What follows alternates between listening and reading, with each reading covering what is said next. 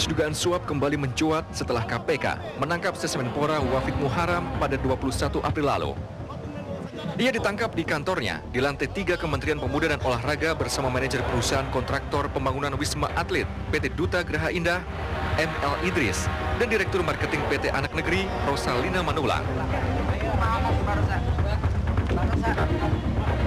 KPK menemukan cek 3,2 miliar dan sejumlah amplop berisi uang dalam berbagai mata uang. Penangkapan ini diduga terkait dengan proyek pembangunan Wisma Atlet SEA Games senilai 191 miliar rupiah yang disebut-sebut melibatkan bendahara Partai Demokrat M. Nasaruddin. Bahkan menurut keterangan mantan pengacara Rosalina, Kamarudin Simanjutak, Nasaruddin mendapatkan jatah 25 miliar rupiah sebagai fee 13% dari PT Duta Geraha Indah.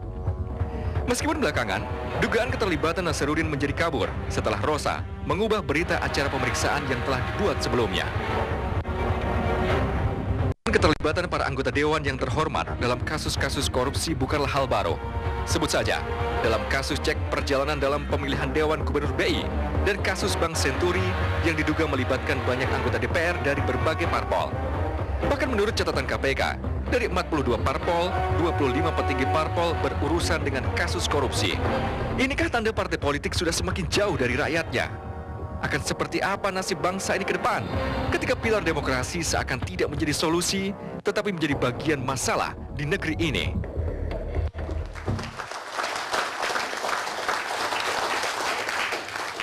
Pemirsa, kita bertemu di Jakarta Lawyers Club.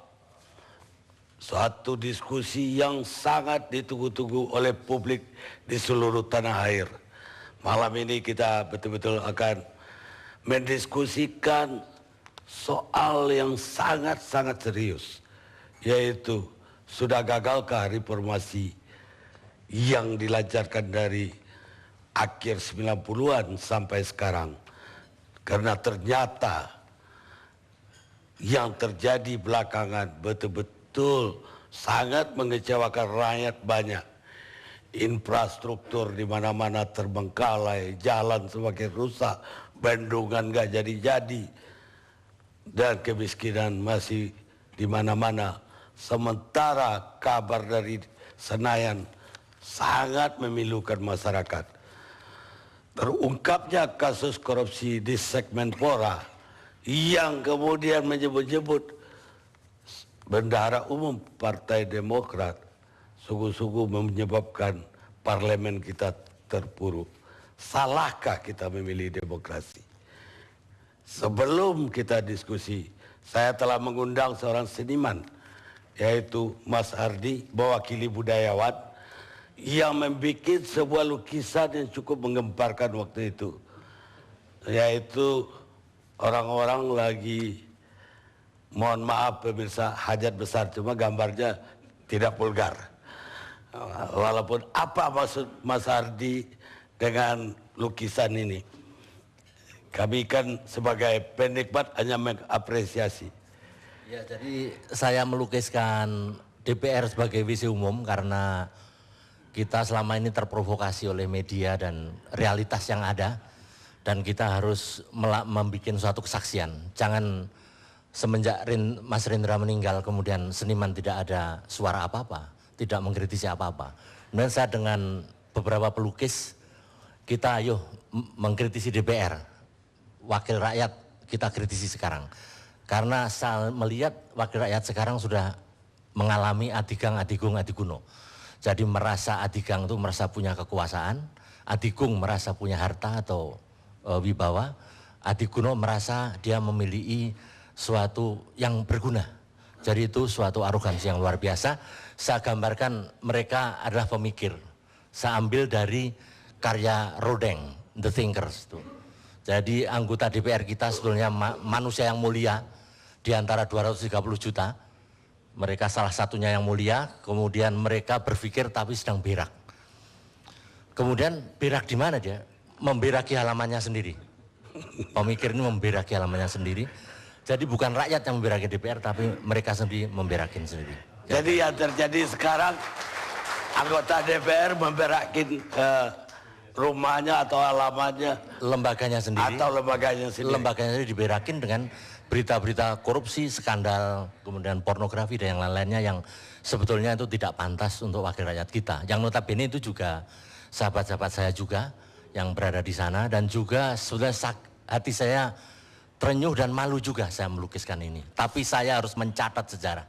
Sebagai sahabat, malu sebagai sahabat. Malu sebagai sahabat, dan seharusnya tidak terjadi.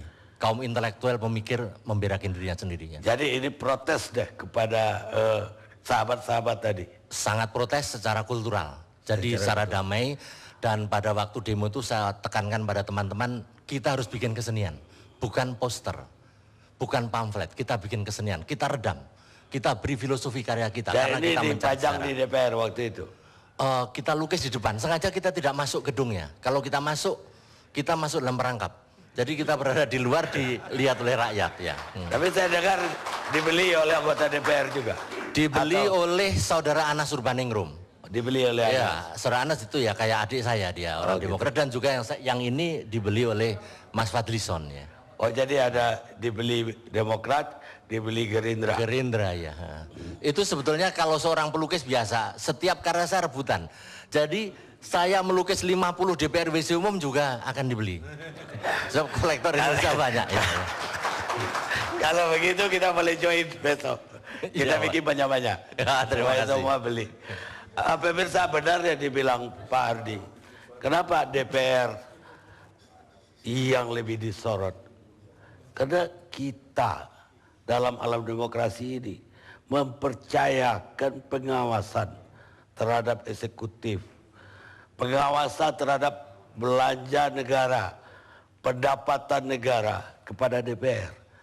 Karena kita tidak bisa mengawasi langsung, maka DPR lah kita minta atau kita pilih untuk mengawasi itu.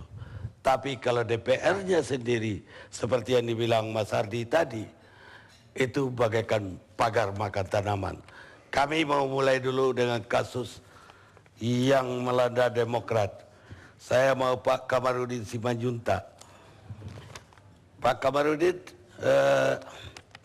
saya ingin dari awal ya, bagaimana Pak Kamarudin itu menjadi pengacara dari Rosalina ya? Terima kasih, selamat malam. Jadi saya pertama kali bisa jadi lawyer atau pengacara dari mantan klien saya Mindo Rosalina Manulang adalah ketika itu pada tanggal 23 April 2011 saya mengunjungi klien saya di rutan Polda Metro Jaya bernama Daniel Sinambela yang juga mengaku sebagai korban dari M. Najarudin. Kasusnya akte notaris yang dibuat oleh Bertan Herawati menjadi tindak pidana di Polda Metro Jaya. Ini dia. Kemudian pada saat saya berkunjung ke sana, dikenalkan seorang perempuan yang sedang menangis dan mengaku juga korban yang sama. Dari Nazarudin. Dari Nazarudin juga pengakuannya, yaitu merasa diumpankan dalam suatu pertemuan. Kenapa dia merasa diumpankan itu? Karena ketika dia ditangkap oleh KPK, dibawa katanya ke kantornya, ke Tower Permai lantai 4, suasana di kantornya berubah dengan ketika ditinggalkan. Artinya barang-barangnya, akomodasinya semua sudah berpindah. Oh, ini setelah Rosalina ketangkap di Segmenpora. Ya, setelah Rosalina ketangkap tanggal 21, segera setelah itu penyidik KPK katanya membawa orang-orang yang tertangkap tangan itu ke kantor masing-masing. Nah, khusus klien saya atau mantan klien saya Mindo Rosalina Manulang ini merasa aneh di kantornya itu ketika dia sampai di kantor semua barang-barangnya sudah berpindah. Lalu muncul perasaannya, oh berarti saya ini dikorbankan. Kenapa dia merasa dikorbankan? Karena sebelumnya juga mereka sudah dipanggil-panggil oleh KPK dalam perkara lain. Dalam hal ini perkara Alkes. Bahkan ada salah satu temannya yang bernama Marisi Matondang sudah lebih dulu diungsikan ke Singapura dalam dugaan tindak pidana juga Alkes. Nah, setelah dia bercerita panjang lebar di hadapan Daniel, keluarganya, ibu, kakak dan adiknya semuanya, di hadapan juga tahanan-tahanan lain termasuk ada Gus Condro dan lain-lainnya, maka Dia menanyakan bagaimana saya keluar dari perangkap ini, karena kenapa? Sebentar, Pak Kamarudin, kita mau live dulu dengan Pak Chandra KPK. Setelah itu saya akan kembali ke Pak Kamarudin. Pak Chandra. Kita lanjutin.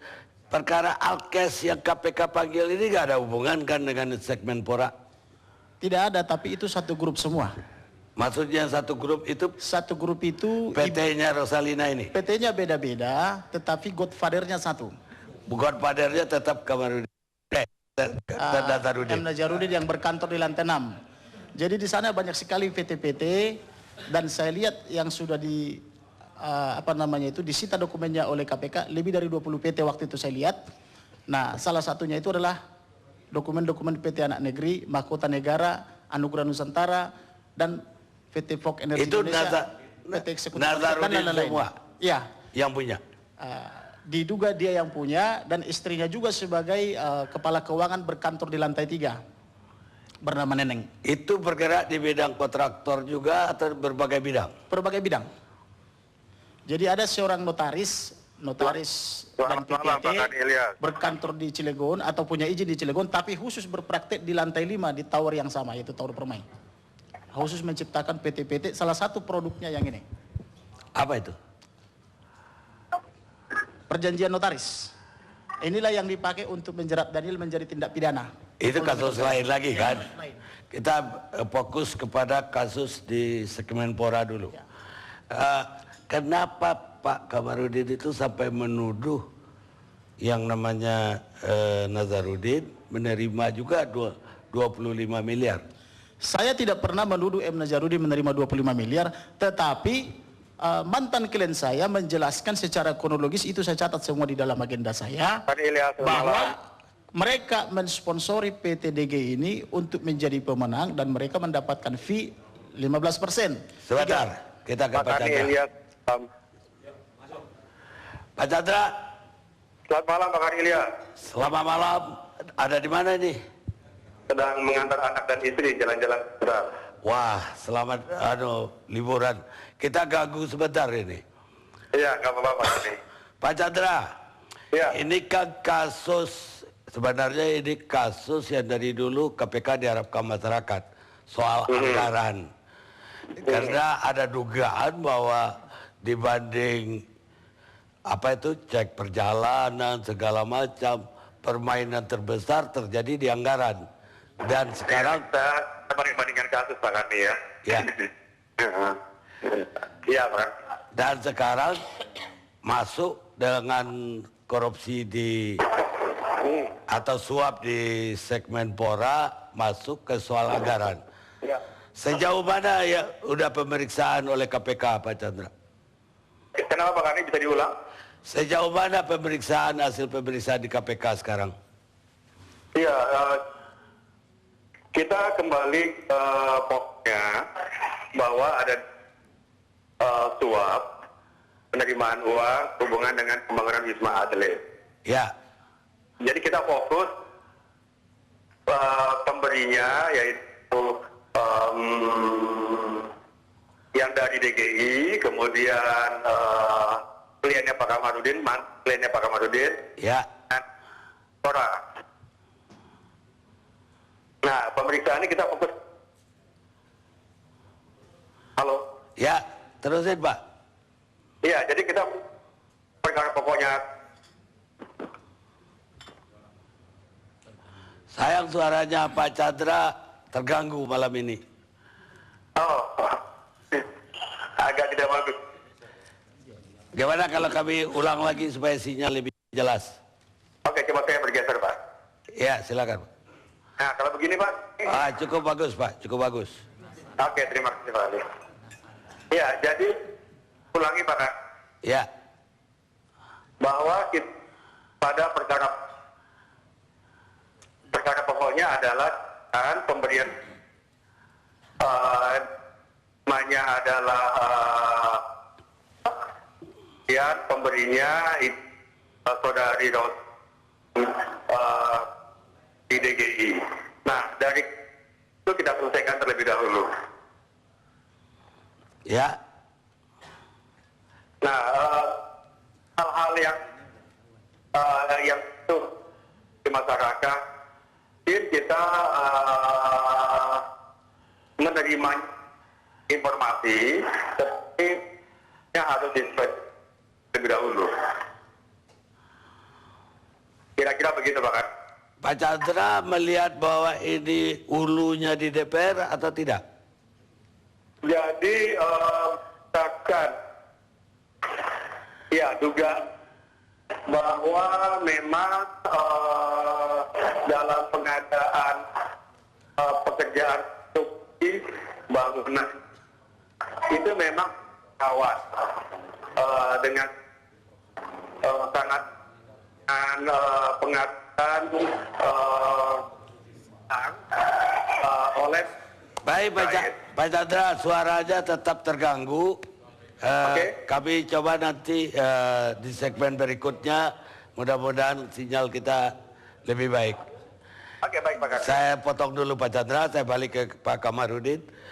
Tadi Pak Kamarudin mendapat keterangan dari klien. Dari klien ya. Sekarang mantan klien. Ya, sekarang mantan klien bahwa 25 miliar itu untuk Dia tidak menyebut 25 miliar, tetapi yang benar adalah 13% dari 15% yang dijanjikan. 13 dari 15% yang dijanjikan. 13% ini menurut keterangannya sudah dibayarkan, yang menerima bagian keuangannya bernama Julianis. Bagian keuangan siapa? Bagian keuangannya M. Najarudin, di bawah pimpinan istrinya bernama Neneng. 15% dari anggaran maksudnya. 15% dari anggaran, 13%-nya bagian mereka, sementara 2%-nya itu yang didelegasikan kemarin itu ketika tertangkap tangan. 2% bagian dari sekretaris Yang Menpora. akan didelegasikan ke komisi yang mengurusi bagian olahraga itu loh. Komisi 10. Oke, DPR. Iya, melalui Sesmenpora ini.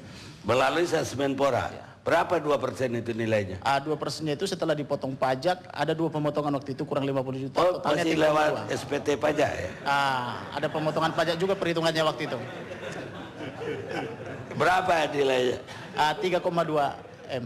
3,2 M. 3,2 M ini menurut penjelasannya itu terdiri dari 3 cek besia. Itu untuk anggota DPR tapi melalui Sesmenpora.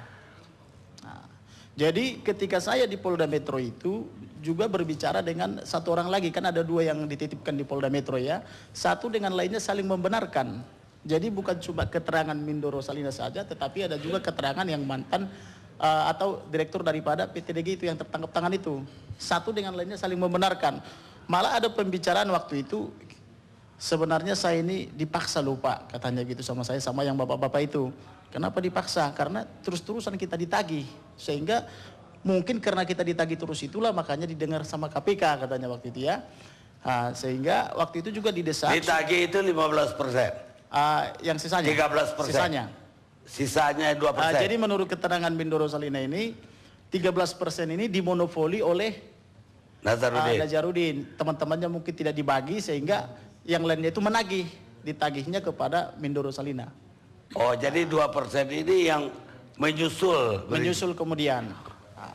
2% 3,2 miliar. Berarti kalau ya 13% berapa? 13% itu diterjemahkan namun dihitung oleh wartawan menjadi 25 miliar kurang lebih. 25 miliar. Itu keterangan Rosalina dan dibenarkan oleh DGI. Yang tertangkap tanggal yang satu lagi. Yang tadinya juga El Idris. El Idris. Tadinya juga berencana saya juga pegang dua-duanya. Tetapi ketika berbicara kurang lebih 1 jam, datang keluarganya sudah membawa pengacara juga. Akhirnya saya hanya fokus kepada. Saya akan dalamin lagi Pak Kamarudin. Nanti kita istirahat sejenak untuk commercial break.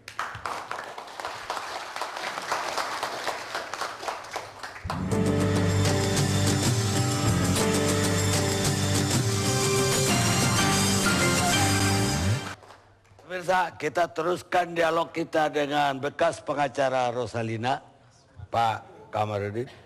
Itu 15% itu komisi untuk apa? Jadi 15% itu berawal dari jasa mereka memperantarai atau mensponsori PT DGI untuk menjadi Kontraktor. pemenang Dari untuk pembangunan Wisma Atlet di Cakabaring, Palembang. ya. Jadi itu berawal dari pertengahan 2010, menurut keterangan Mindoro Salina, M. Najarudin sedang makan malam di Hotel Nippon-kan, Hotel Sultan Nippon-kan itu ya. Kemudian Mindoro Salina ini diundang ke dalam pertemuan tersebut, lalu diperkenalkan dengan Sesmenpora. Setelah diperkenalkan bincang-bincang selepas makan ini, lalu dikatakan apakah punya rekanan perusahaan-perusahaan yang bisa untuk mengerjakan Wisma Atlet di Cakabaring, Palembang ini. Lalu sempat mereka berucap bahwa semua perusahaan BUMN juga sudah cakap untuk melakukan kegiatan seperti itu. Lalu ditanya kira-kira swasta siapa ya yang bagus ya begitu. Kira-kira begitu pembicaraannya. Lalu diperkenalkanlah ini PT DGI. Setelah disebutkan PT DGI ini, kemudian diminta kepada Rosa oleh M. Najarudin supaya dibawakan nanti company profile-nya. Nah, kira-kira sebulan 2 bulan kemudian dari pertengahan 2010 ini dibawalah company profile-nya ke kantor Kementerian Pemuda dan Olahraga, ke ruangannya Pak Wapik Muaram itu ya. Kemudian di sana berbicara mereka dan diteliti company profile-nya itu bahwa memang layak untuk mengerjakan proyek tersebut. Dan tidak lama kemudian ada lagi pertemuan daripada Bapak M. Najarudin dengan pihak DGI, lalu disepakatilah fee-nya antara 13 sampai 15%. Rosalina tetap hadir dalam pertemuan. Rosalina juga dihadirkan. Kemudian setelah disepakati, kemudian adalah pengumuman pemenang dan ternyata dimenangkan oleh PT DGI. Setelah dimenangkan oleh PT DGI, barulah ada pembayaran fee yang 13% buat Bapak M. Najarudin dan 2% yang terakhir tertangkap tangan itu. Itu dibayar by progress menurut keterangannya.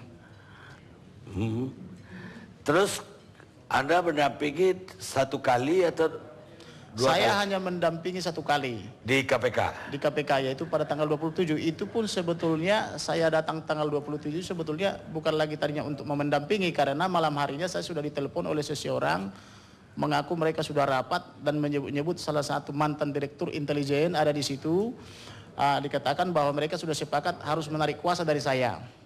Lalu saya katakan bahwa inilah perjanjian antara pemberi kuasa dan penerima kuasa. Jadi yang berhak menerima yang berhak mencabut surat kuasa ini hanyalah Mindoro jadi Salina. Anda udah tanda tangan di Polda itu juga surat kuasa? Di Polda sudah tanda tangan pada tanggal 23. Setelah dilakukan pencabutan, kemudian berbicara panjang lebar di hadapan. Intelijen mana maksud Anda yang menelpon Saya Anda? tidak perlu menyebutkan namanya karena itu kan saya tidak lihat. Dia hanya menyebutkan namanya dan menyebut mantan direktur intelijen, tetapi saya tidak perlu paparkan di sini. Baik. Tetapi itulah yang diucapkan malam-malam itu pada tanggal 25. Tapi Anda tetap mendampingi besok, walaupun sudah dibilang begitu? Ketika dikatakan itu tanggal 25 malam hari, saya besoknya langsung pergi ke rutan Pondok Bambu karena sudah dipindah Mindo dari rutan Polda Metro ke Pondok Bambu untuk mengklarifikasi apakah betul itu surat kuasa yang ke saya itu sudah dicabut. Tetapi sesampainya saya di rutan Pondok Bambu, saya juga bawa saksi waktu itu ya. Saya registrasi di sana, saya minta ketemu dengan Mindoro Salina, tapi tidak diperkenankan oleh petugas LP itu dengan alasan pertama lagi mandi, alasan kedua lagi dipijit, lagi sakit. Nah, setelah 3 kali alasan yang berbeda, maka saya permisi pulang. Kemudian besoknya saya susul lagi KPK, yaitu tepatnya hari Rabu tanggal 27. Kedatangan saya ke KPK sebetulnya tujuannya bukan lagi untuk mendampingi, tapi hanyalah mengklarifikasi apakah masih saya atau tidak pengacaranya. Tetapi ketika saya di KPK ini, saya juga bertemu dengan seseorang yang juga dia menyebutkan dia mau mendampingi Mindoro Salina. Badannya kecil-kecil, putih, dia juga duduk di lobi, saya pun duduk di lobi. Tetapi tidak lama kemudian Mindoro Salina dibawa ke sana, dinaikkan ke lantai 8. Tidak lama kemudian saya dipanggil melalui telepon, kemudian saya naik ke lantai 8, lalu saya tanya apakah masih saya pengacara atau bukan, karena semalam, 2 hari yang lalu ada telepon malam-malam mengatakan bahwa saya harus mundur dari kasus ini. Terus jawabannya apa? Lalu dijawab, ya saya pilih Ito Kamarudin Simanjuntak sebagai pengacara saya. Lalu saya katakan ada juga loh yang menunggu di bawah. Kemudian dia pergi bersama penyidik, dia telepon ke bawah, disuruh pulang. Disuruh pulang yang menunggu ini. Maka saya sangat yakin karena Mindoro Salina ini memilih saya jadi pengacaranya. Lalu saya dampingi dari kira-kira jam 11.30 sampai jam 16.44 sore hari. Setelah jam 16.44 sore hari, Tunggu dulu, dalam pemeriksaan itu yang ada Piki tadi, dia memang mengaku semua yang ada katakan tadi. semua sesuai dengan yang diterangkan di Polda itu juga keterangannya di di depan. Bahwa dia memang karyawan Nazarudin. Dia karyawan PT Anak Negeri. Iya, tapi anak negeri punya Anak Nazarudin. Negeri itu PT Anak Negeri itu miliknya Bapak M. Nazarudin. Terus setelah jam 4 sore, Setelah jam 16.44 dia kelihatannya pucat dan dia bilang tolong Bang selamatkan saya saya takut pulang ke rutan Pondok Bambu. Lalu saya katakan kepada penyidik tolong ini diselamatkan. Ini harus dibawa perlindungan LPSK karena kenapa? Ketika dia di Polda Metro di rutannya dia malam hari juga katanya didatangi oleh seseorang untuk mencuci otaknya atau membrainstorming kan begitu ya. Lalu waktu itu dijanjikan akan ada LPSK. Tetapi karena LPSK-nya tidak sampai-sampai juga pada jam 17 akhirnya disimpulkan bahwa akan ada pada saat pemeriksaan lanjutannya yaitu pada hari Jumat. Lalu kemudian dia meminta tolong kepada saya supaya saya dampingi juga ke ke rutan Pondok Bambu supaya minta dikawal kira-kira begitu ya.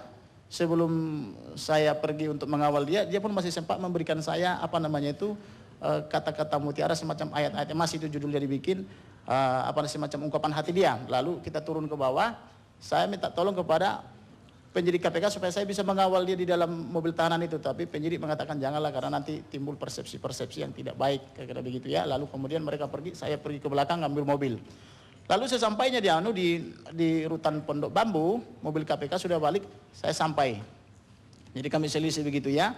Nah kemudian sesampainya di rutan Pondok Bambu itu saya tidak bertemu lagi dengan Mindoro Salina.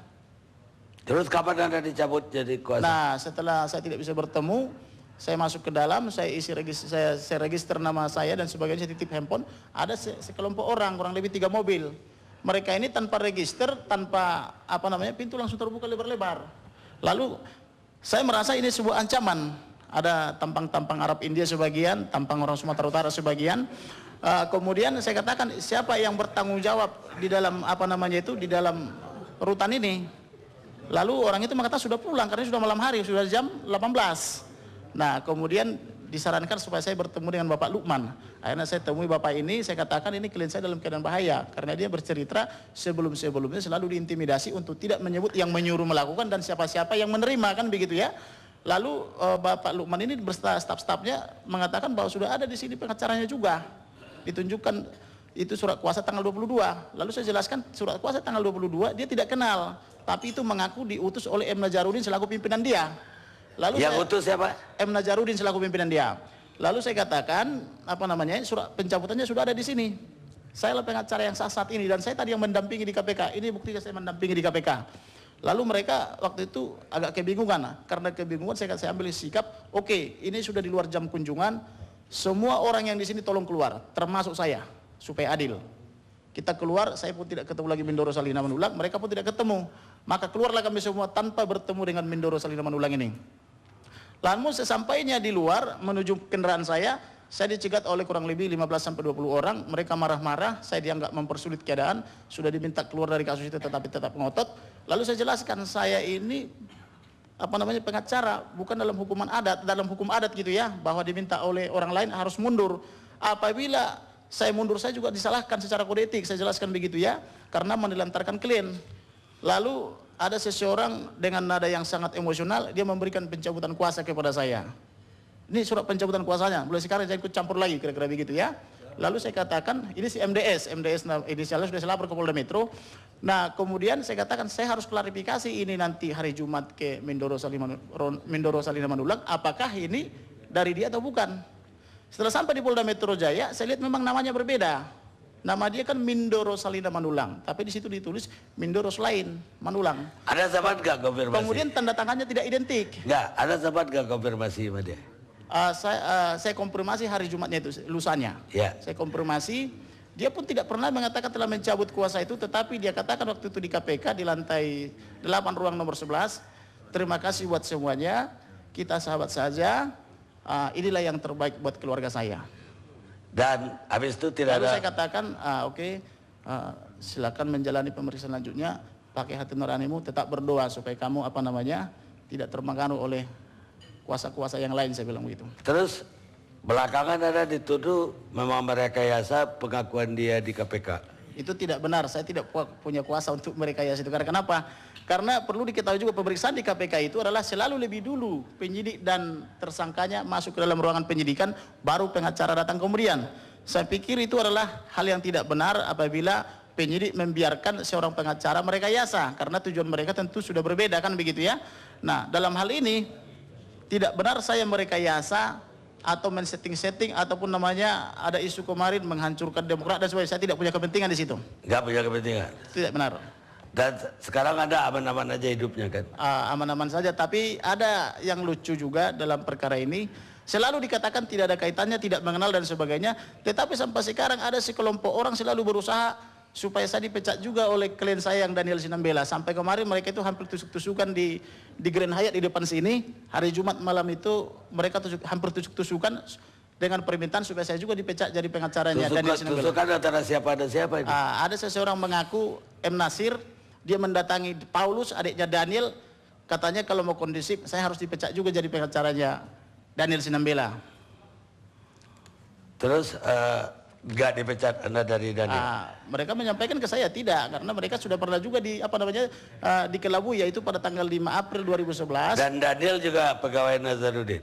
Daniel itu juga orang yang berhubungan dengan Nazarudin dalam urusan ini, yaitu mensuplai batu bara ke PT PLN dan banyak banget loh objeknya Indonesia Power. Nazarudin. Kita istirahat sejenak pemirsa.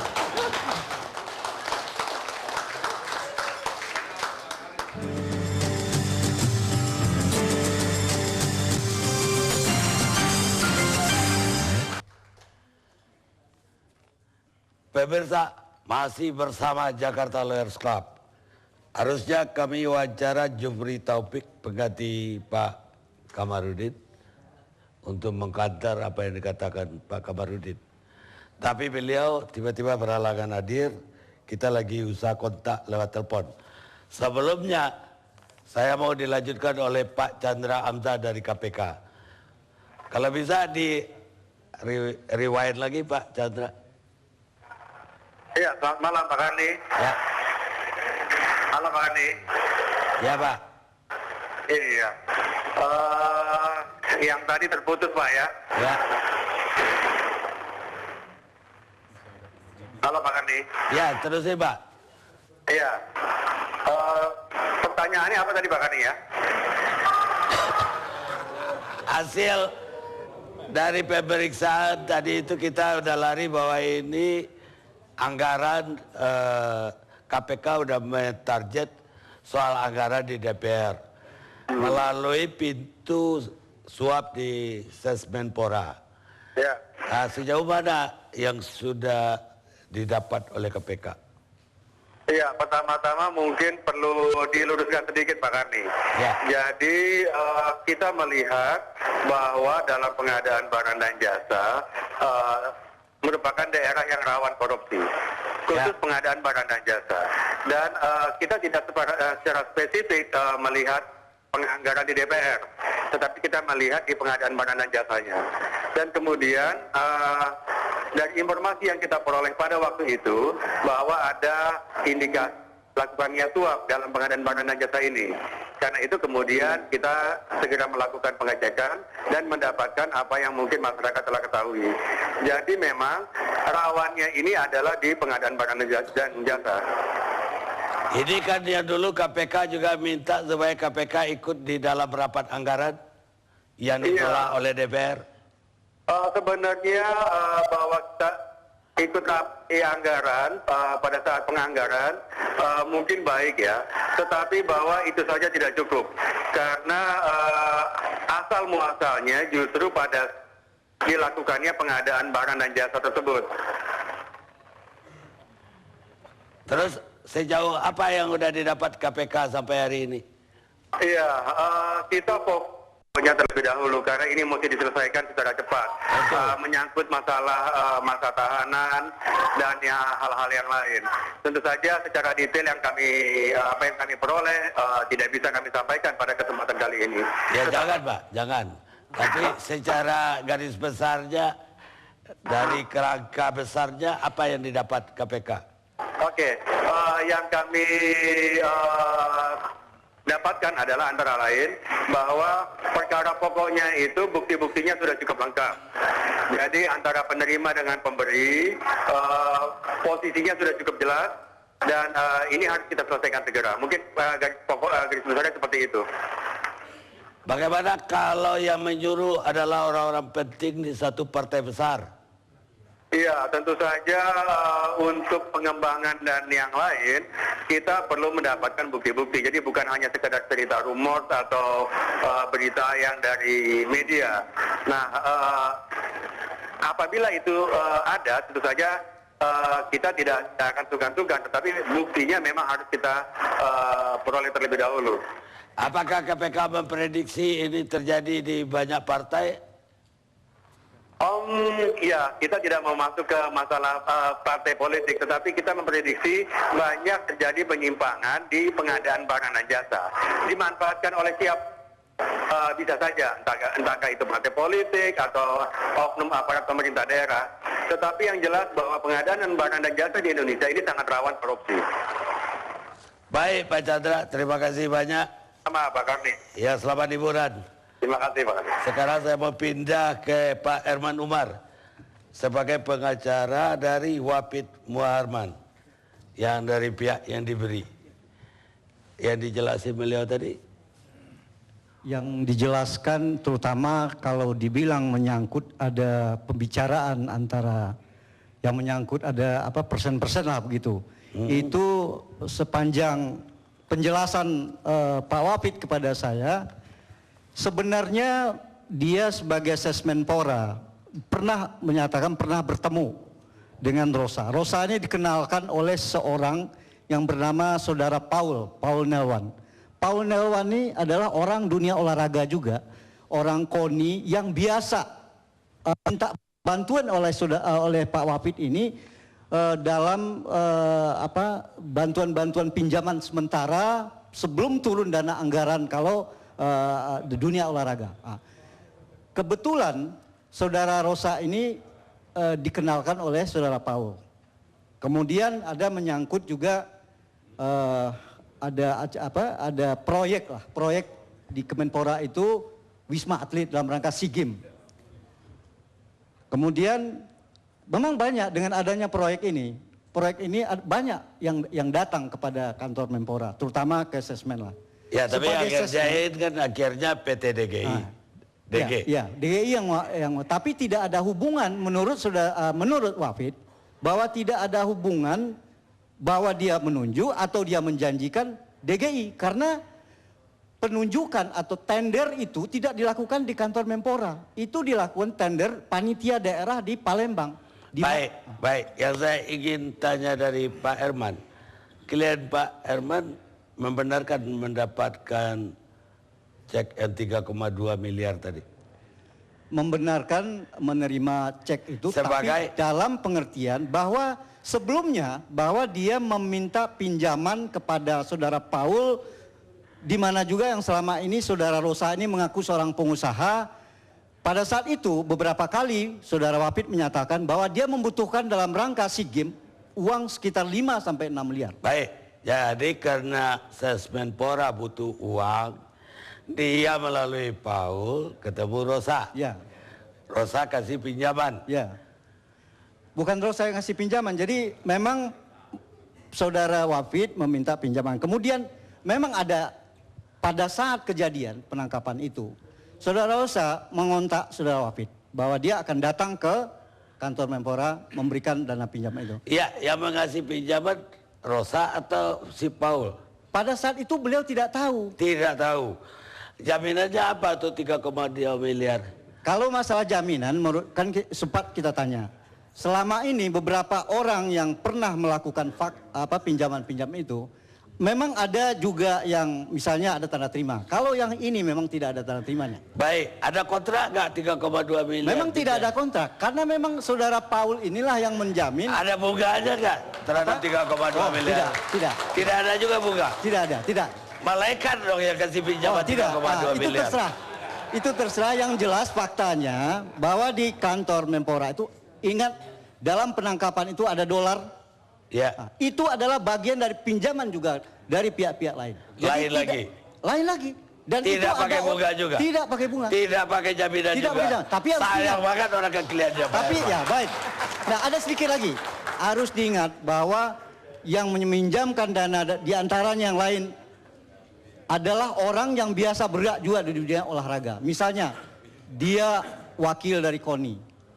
Nah kalau yang masalah Ya yang Rosalinda nggak bergerak di olahraga, bergeraknya di bidang kontraktor. ya harus diingat. Kenapa? Saudara Wafid, sejak adanya undang-undang sistem keolahragaan nasional itu membuka peran masyarakat, bantuan, sumbangan-sumbangan. Baik Pak, tapi Wafid ini kenapa apa biasa Wafid harus menalangin dulu pekerja pemerintah? Biasa.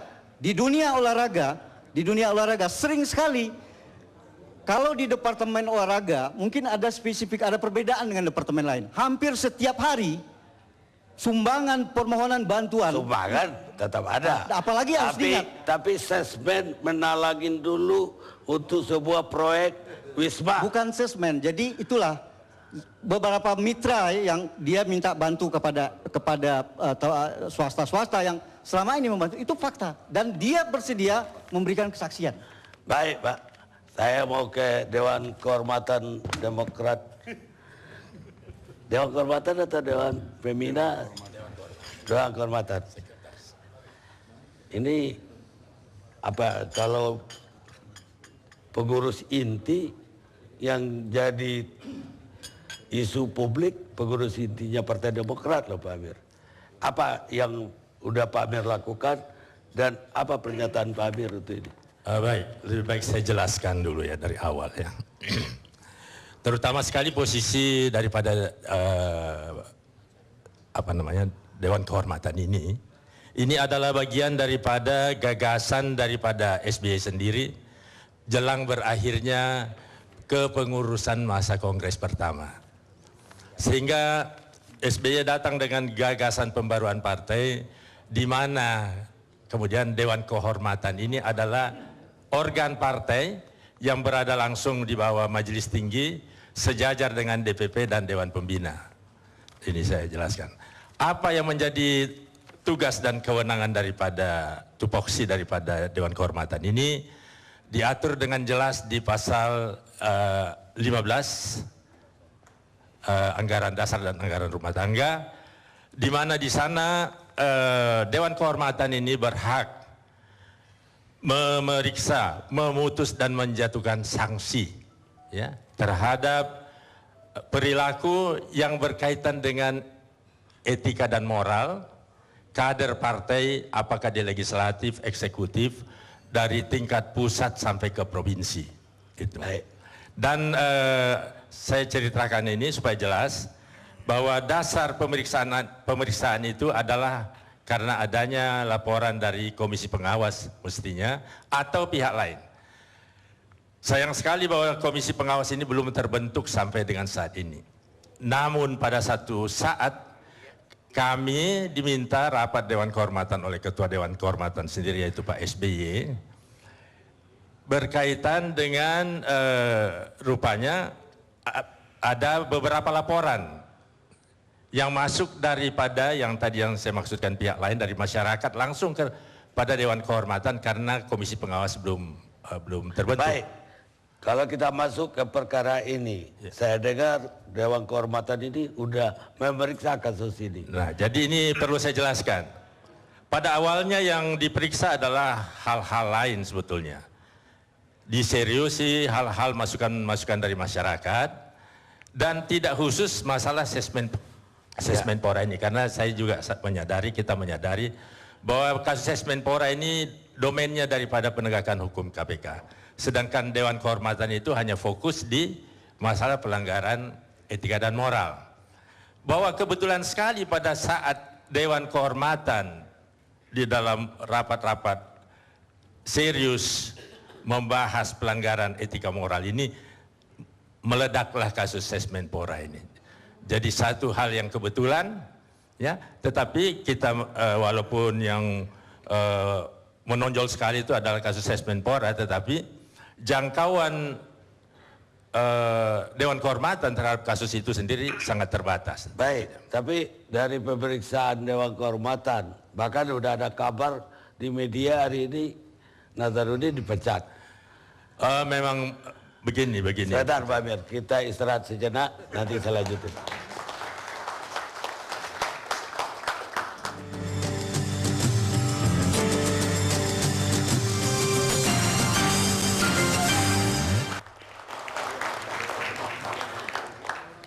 Pemirsa, kita lanjutkan dialog kita dengan Dewan Kehormatan Partai Demokrat, Pak Amir Samsudin. Silakan Pak Amir dilanjutin. Seperti saya katakan tadi bahwa masukan dari pelapor itu yang langsung kepada Ketua Dewan Kehormatan tadi, memang ada beberapa permasalahan. Namun saya kira tidak di forum seperti ini. Kami harus buka satu persatu karena itu kaitannya dengan moral dan etika. Yang sedang ramai sekarang memang masalah kasus Menpora. Tetapi sangat sulit bagi Dewan Kehormatan Partai Demokrat kemudian mengaitkan juga masalah ini kalau sumber-sumber pemberitaan itu hanya sementara belum berasal dari satu sumber resmi. Ini kan yang menjadi ramai ini keterangan saudara Kamarudin dan sebagainya. Seandainya keterangan Kamarudin ini benar, gimana doang? Saya kira begini, seperti saya katakan tadi, beberapa kasus yang lain itu, ya pelanggaran etika dan moral itu juga sudah cukup serius. Sehingga pelanggaran hukum juga tentu juga bagian daripada pelanggaran moral.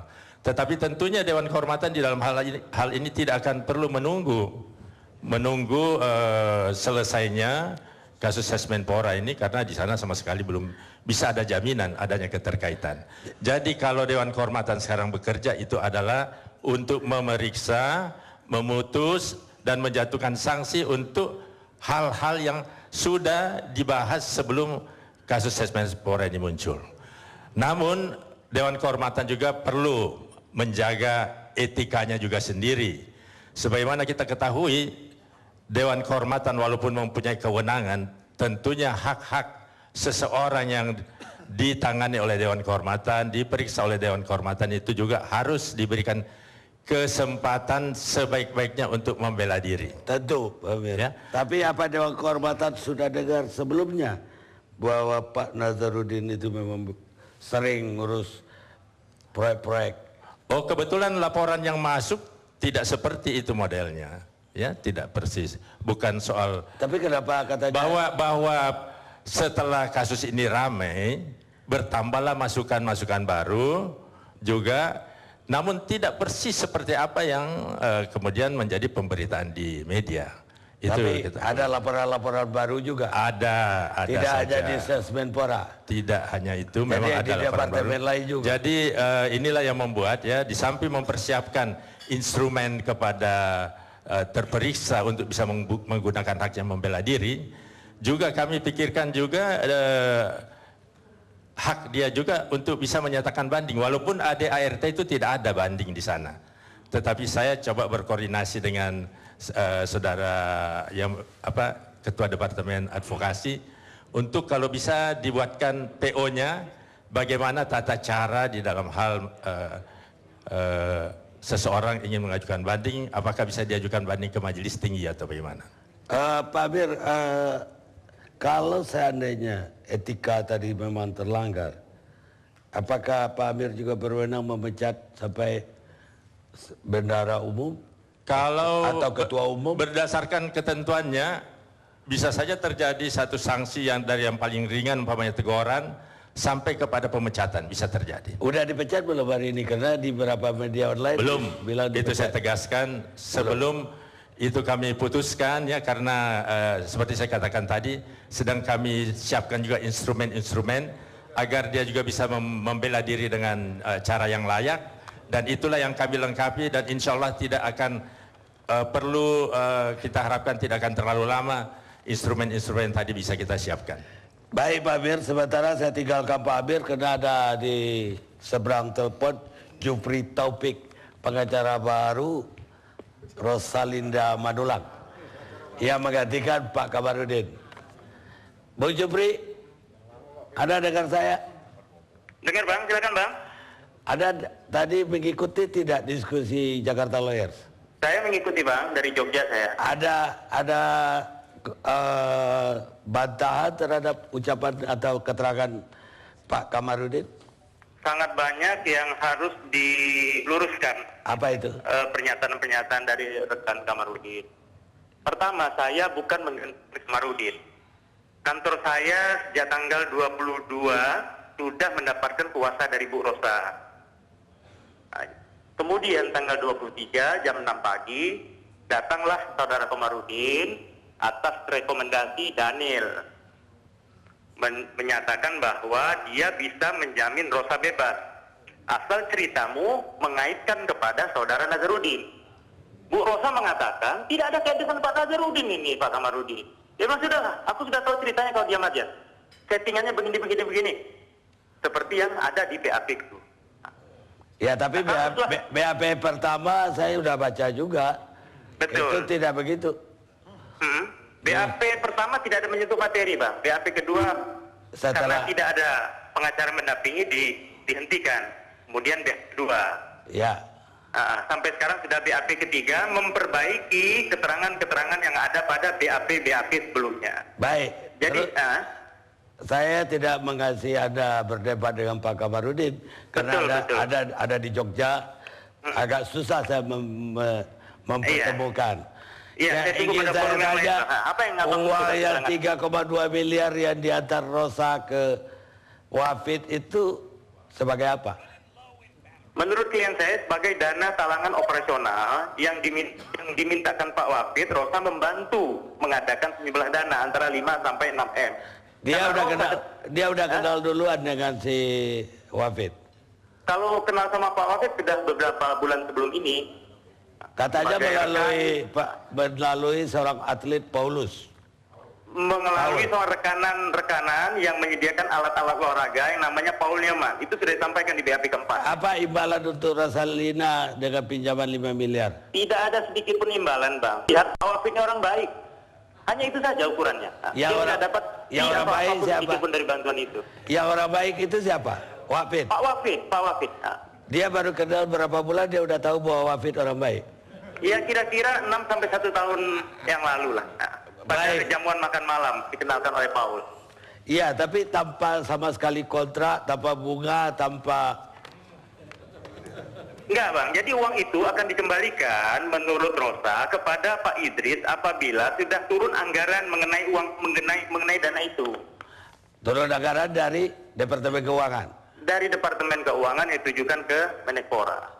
Ke Menekpora, maka Wafid akan bayar utang itu? Akan kembalikan ke Pak Idris, hanya itu. Apa jaminan? Dan ceritanya hanya sekedar itu, tidak ada kaitan dengan Partai Demokrat, tidak ada kaitan sama Nazarudin. Saya tidak tanya sejauh itu, karena Anda juga nggak kenal Partai Demokrat kan? Oke. Yang saya ingin tanya itu, kalau Wafid nggak bayar, apa yang akan dilakukan Rosalina?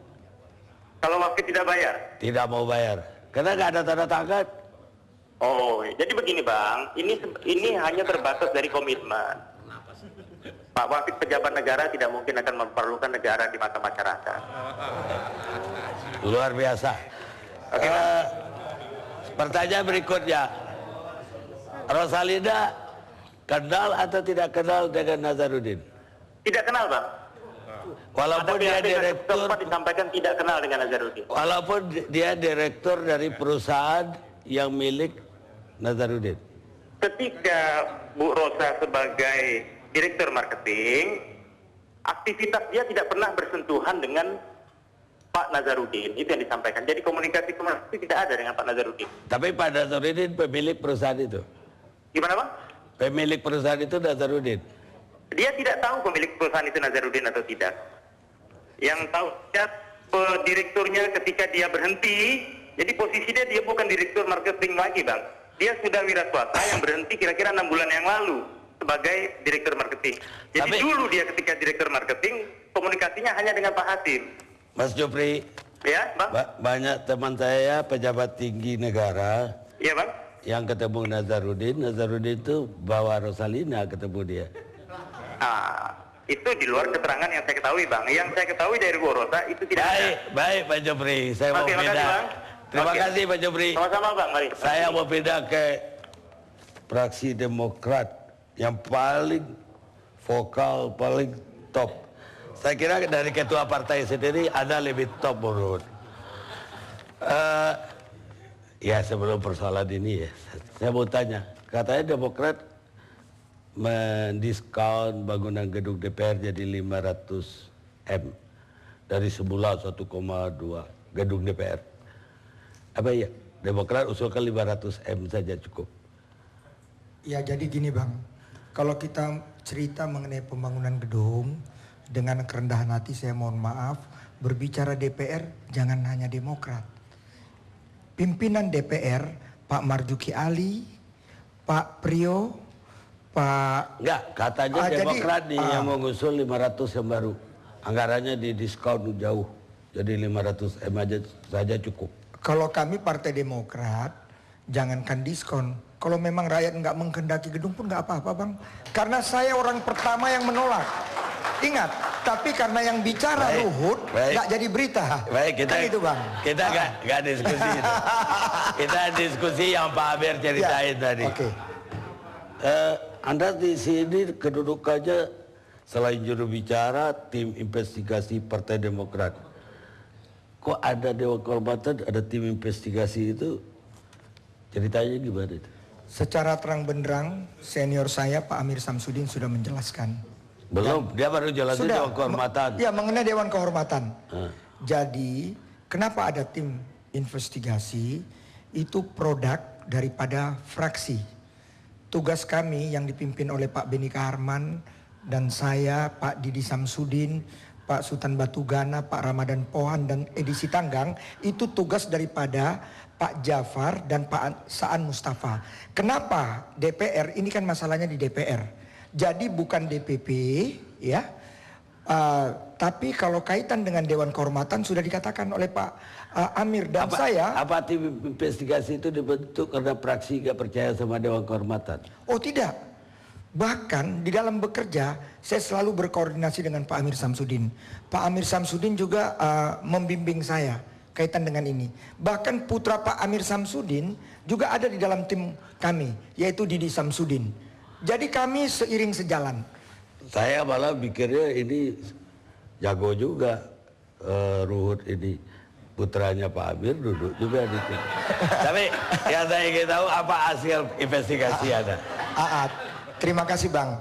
Jadi hasilnya ini karena tadi Pak Komarudin Pak ya Simanjuntak, mohon maaf. Ini forum Jakarta Lawyers Club. Hukum kita Eropa kontinental. Ada etika kita. Kita lawyer yang diminta, bukan lawyer yang minta-minta kasus. Anda harus ingat, Anda datang melamar Rosa dengan janji-janji kemerdekaan. 1 minggu Anda bilang bisa keluar, bahkan Anda katakan, saya menjamin dan juga Saudara Daniel, ini pengacara hebat tenan, dekat dengan sumber kekuasaan, and so on. Ini Bang, jadi Rosa merasa ketipu Bang. Saya mau potong dulu. Rosalinda ini bukan Partai Demokrat. Bukan. Dari mana pula Anda dapat cerita bahwa dia dijanjiin oleh Kamarudin? Terima kasih. Di era reformasi kita lihat bagaimana yang namanya Rosa cerita di TV One, di Metro TV dan TV-TV lain. Nggak ada di Rutan Pondok Bambu. Bang, di TV dia terangin bagaimana dia cerita dia dikibulin oleh Komarudin. Oh, dari dasar itu. Iya Bang. Anda langsung yakin bahwa itu pernyataan benar? Oh Bang, saya kan tim investigasi Bang. Dari semua saya harus mendengar. Aku ini lawyer bimbingan abang lo udah 30 tahun, abang udah 40 tahun Bang. Aku murid abang Bang. Ya. Jadi ini yang saya ingin sampaikan. Ya biar semua terang benderang masalah ini. Dan yang dikatakan Pak Amir Samsudin, saya ingin mempertegas bahwa Ketua Dewan Pembina kami yang Ketua Dewan Pembina juga Ketua Dewan Kehormatan. Ya. Indonesia negara hukum, hormati ajas praduga tak bersalah. Dan kami tegas dilarang mengintervensi yang namanya semua lembaga penegakan hukum, kepolisian, kejaksaan, dan ini ranah KPK. KPK produk semangat reformasi yang namanya kita semua tahu. KPK itu produk Pak Yani, Pak Nudirman Munir, saya, kami Komisi 3, bukan di bawah pemerintah. Jadi kami tidak boleh Bang mengintervensi. Karena itu begini Bang, kami bukan lembaga penegakan hukum. Kami tim investigasi pencari fakta. Manakala nanti ya, seperti yang dikatakan Pak Amir, kami belum ketemukan sekarang. Tapi manakala yang kita hormati KPK. Jadi belum diketemukan fakta-fakta soal Nazarudin.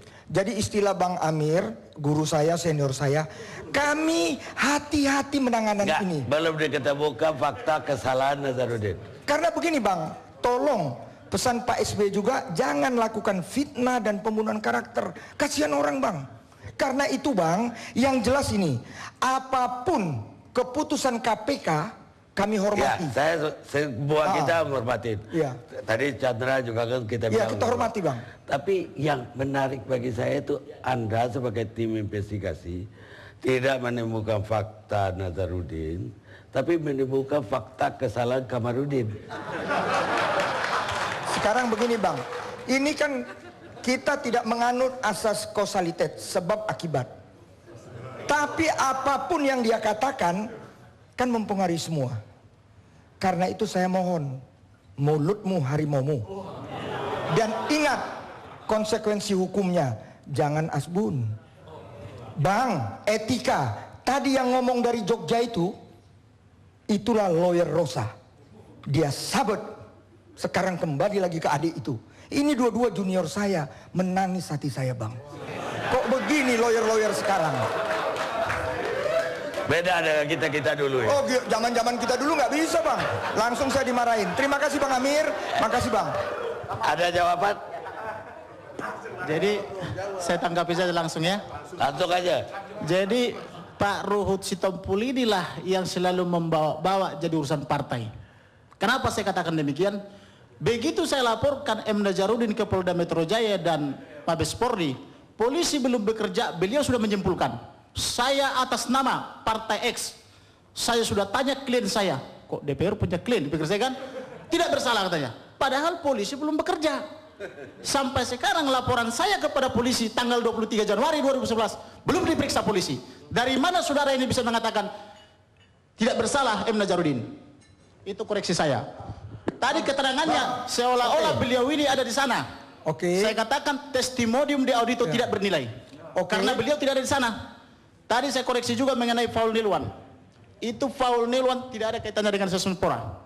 Tapi Faul Nilwan ini masih ada tulisan Rosa. Itu kaitannya dengan mereka kirim 1 miliar rupiah kepada Bahdoro. Karena Bahdoro ini mengancam mereka tahun 2010 akan ditangkap oleh KPK kalau tidak dikasih 1 miliar. Itu tulisan Rosa, masih saya kantongin. Oke Bang, saya tanggapi Bang. Mengenai apa namanya itu? Mengenai satu lagi, saya klarifikasi tadi. Ada jangan melebar ke masalah lain. Saya mempertanyakan soal Rosa dan Nazarudin. Ya. Baik, jadi 200 juta rakyat Indonesia menonton TV One. 230 juta. Anda ini lawyer atau jaksa? Saya jadi pusing. Lawyer nalurinya membela orang. Ya. Dan ingat, dari tadi dan selama ini saya tidak pernah mengatakan ini kita bersumpah demi Tuhan. Saya sebagai seorang Kristiani kepada Tuhan Yesus.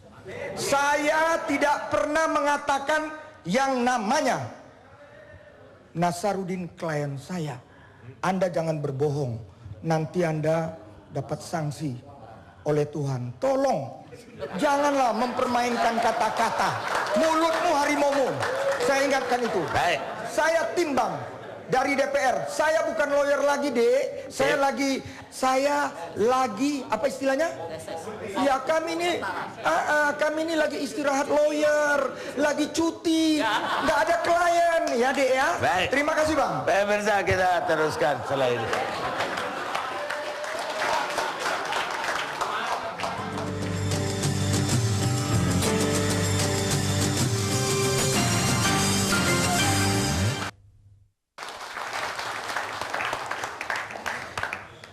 Kita masih bersama Jakarta Lawyers Club. Sekarang saya mau pindah ke ICW. Bagaimana ICW mengamati DPR, terutama dengan majalah Tempo minggu ini mengeluarkan makelar-makelar di Senayan. Ada tanggapan Anda? Ya, kalau bicara soal makelar gitu ya, memang ini fenomena yang muncul di tadi pengadaan barang dan jasa sebagaimana dijelaskan Pak Chandra.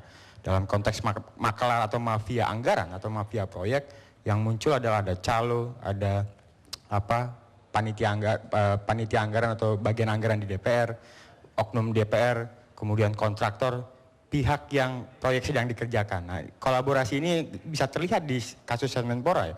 Artinya dalam kasus ini ada PT DGI, ada Rosa, kemudian juga ada dari Kemenpora, dan mungkin yang belum tersentuh mungkin dari politisi yang sampai saat ini juga kita pertanyakan kenapa KPK belum maju-maju misalnya memproses orang-orang yang disebut-sebut misalnya punya kaitan dengan Rosa gitu sebagai orang yang dianggap sebagai penghubung dalam kasus ini. Seperti itu, Mas. Jadi Anda menduga tidak hanya sekedar berhenti di PT DGI.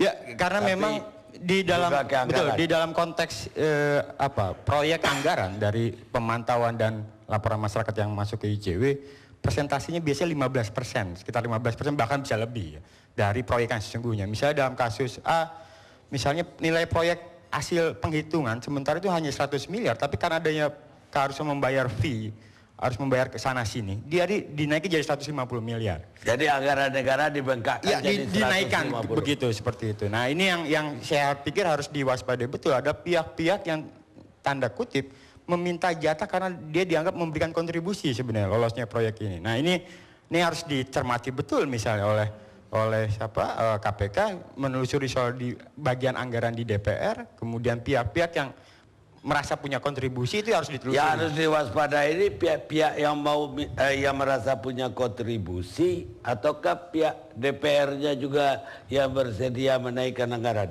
Ya, dua-duanya saya pikir punya peran itu ya. Artinya dalam kasus yang lain, misalnya kasus pembangunan dermaga Indonesia Timur, bagaimana pola mafia ini sudah masuk di mulai perencanaan gitu. Jadi sebelum ada proyek ini direncanakan oleh pemerintah, mereka sudah melakukan kolaborasi, merencanakan bahwa ini penting untuk dibangun satu dermaga Indonesia Timur, dan kemudian tinggal dimainkan berapa nilai persentase fee yang akan diberikan, dan ini akan mempengaruhi nilai proyek sesungguhnya. Jadi kalau begitu tidak hanya pemerintah DPR sama pemborong yang terlibat, pemerintah juga terlibat dong. Ya, artinya di pihak-pihak instansi yang proyeknya sedang dikerjakan itu juga biasanya minta fee gitu. Bagian saya kan juga punya kontribusi sebenarnya meloloskan ini. Nah, dia biasanya juga minta fee. Jadi anggaran yang seharusnya 1 miliar tadi bisa naik jadi berapa? Betul, bisa bengkak 30 sampai bahkan bisa berapa persen ya. Nanti persentasenya sangat ada datanya nggak ICW? Ya, itu kita memang belum hitung-hitung secara matematis, tapi memang laporan masyarakat yang kita terima, kemudian dari hasil pemantauan yang kita lakukan dalam beberapa proyek, memang presentasinya memang beragam gitu. Seperti itu, Mas Karni. Baik, Saudara Emerson, saya mau ke Golkar dulu. Karena katanya DPR di Tempo juga, Golkar juga disebut-sebut. Dan Pak Nudirman ini ke Dewan Kehormatan DPR. Badan Kehormatan ya. Selama ini bagaimana pantauan Badan Kehormatan terhadap makelar-makelar Senayan di majalah Tempo ini?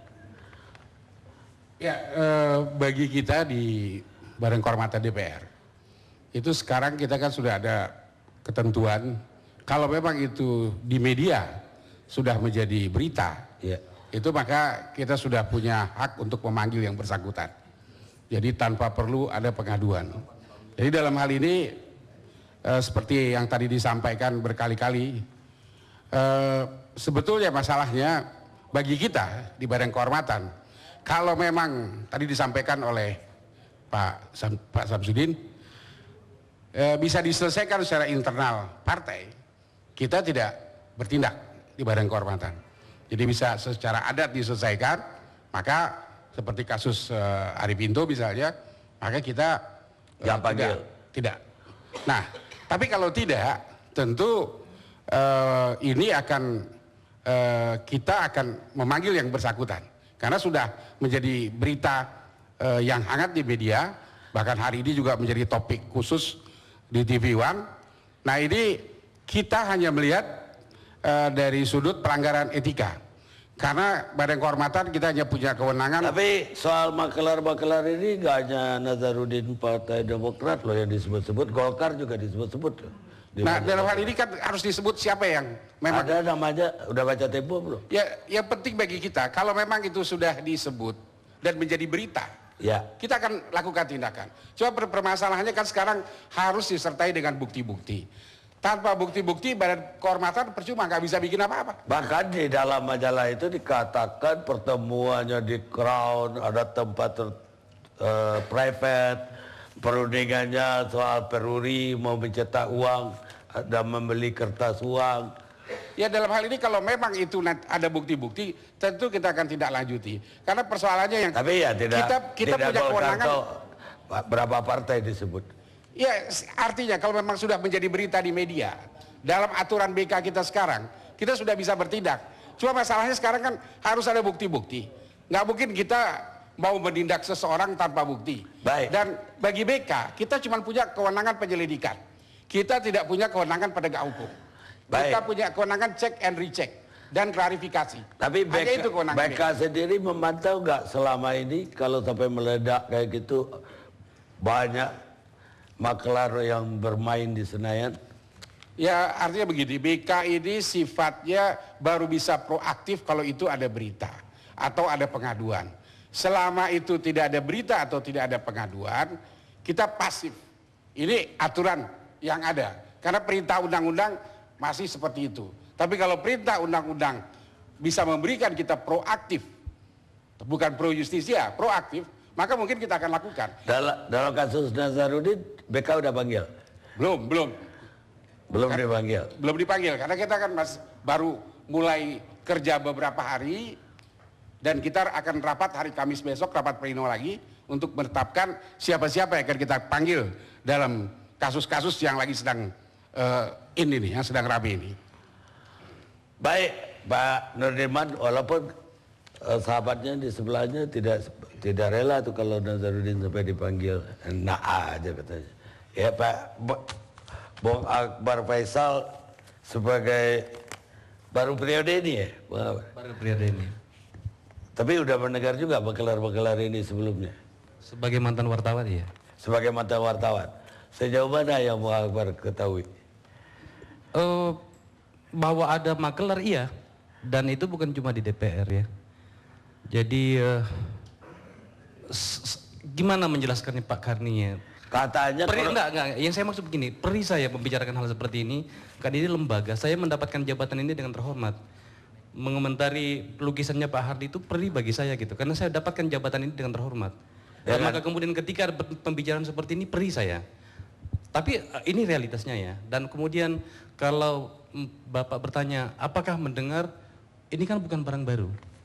Satu contoh misalnya, Bupati, terutama Bupati ya, yang lebih banyak menghabiskan waktu di Jakarta, berlintang pukang di kantor kementerian dan DPR untuk mencari anggaran untuk pembangunannya. Sebenarnya soal makelar itu adalah satu masalah. Ada masalah yang lebih besar di sini, bahwa kebijakan anggaran kita, terutama dalam distribusi ke pembangunan itu belum bagus.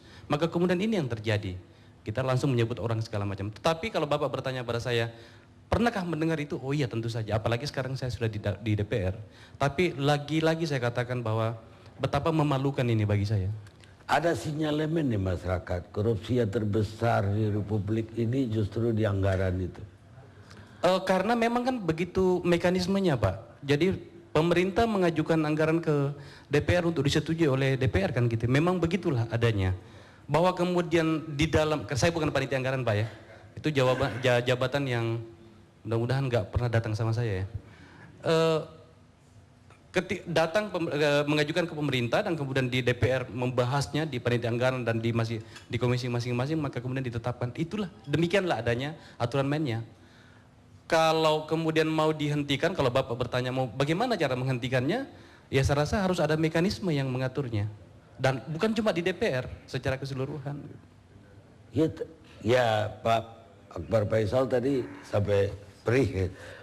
Ya artinya untuk di DPR itu memang mewakili 260 juta rakyat Republik ini yang sampai hari ini tidak menikmati.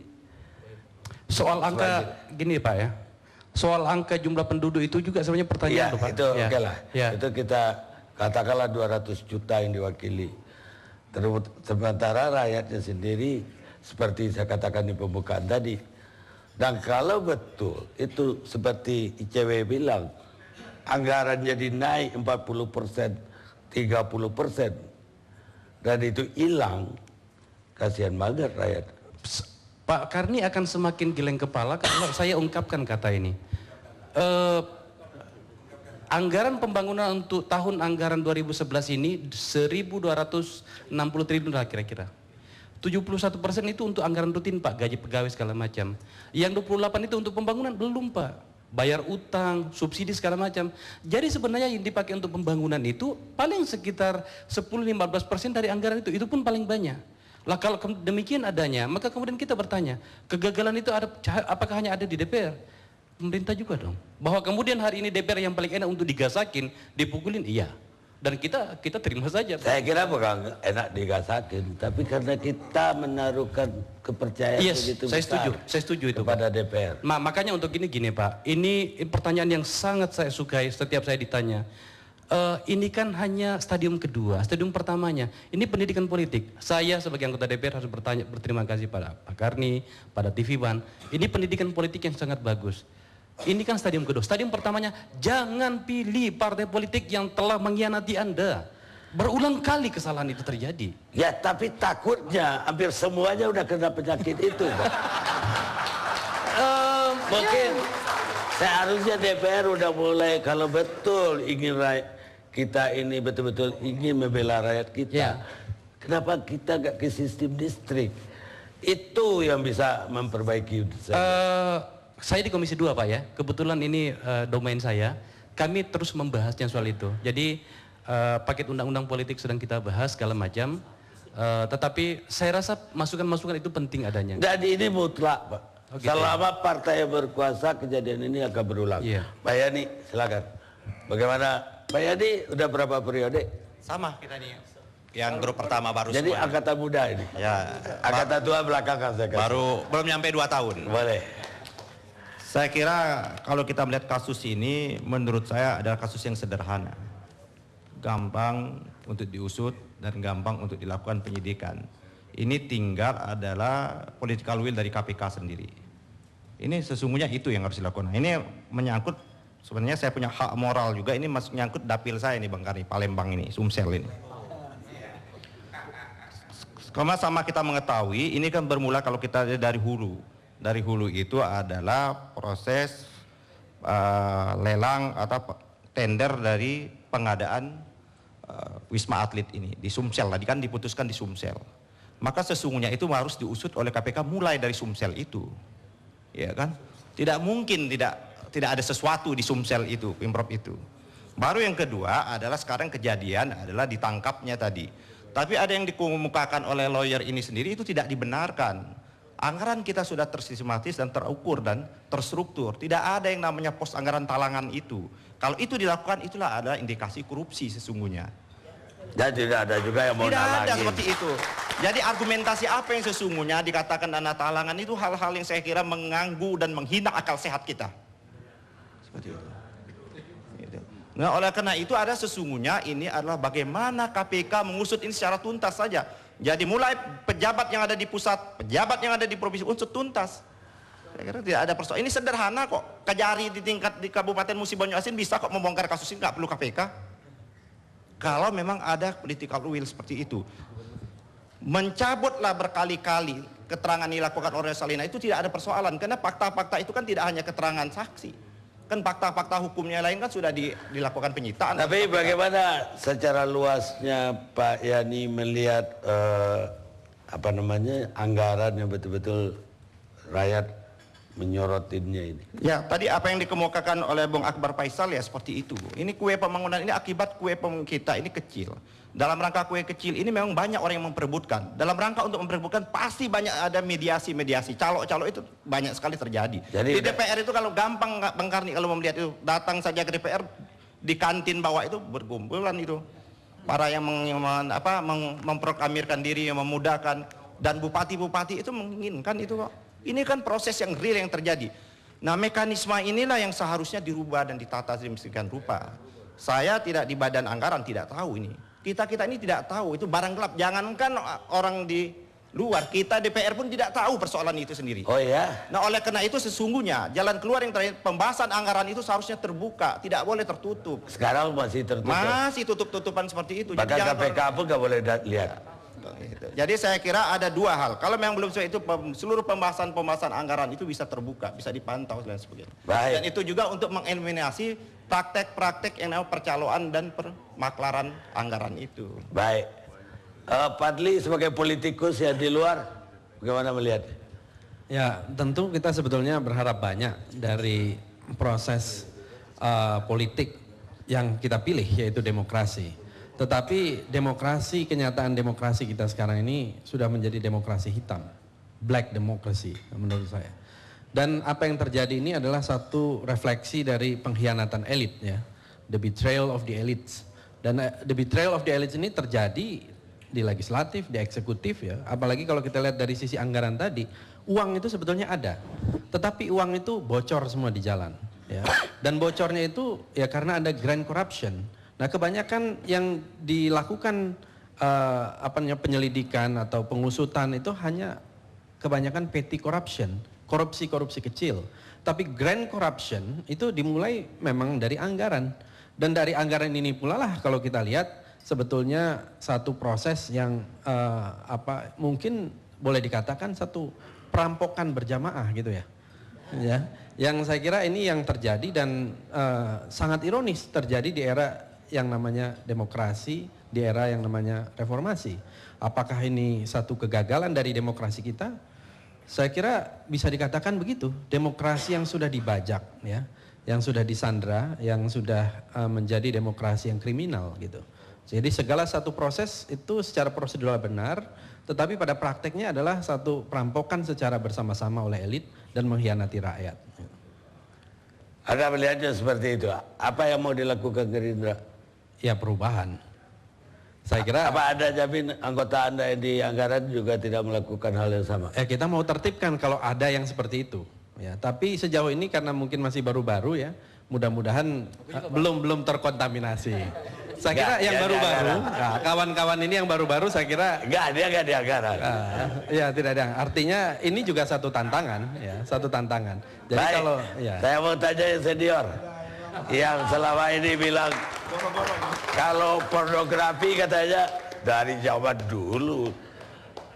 Sekarang soal makelar dari zaman dulu juga kan? Iya, pertama saya muak dengan DPR dan saya muak dengan Badan Kehormatan DPR. Kenapa? Saya keluar sebagai wakil ketua Badan Kehormatan DPR. Karena muak. Kita sudah sepakat 100% untuk menghukum ketua DPR waktu itu, Agung Laksono. Tetapi begitu Agung dilapori oleh ketua Badan Kehormatan, dilakukanlah operasional. Agung telepon semua anggota badan, termasuk saya. Ada yang operasi saudara Novanto dengan segala ubor rampenya dan lain sebagainya. Tahu-tahu rapat terakhir untuk memutuskan Agung harus dihukum, masuk angin. Tinggal saya sama anggota PDI satu lagi, yang lain mengatakan tidak perlu dihukum.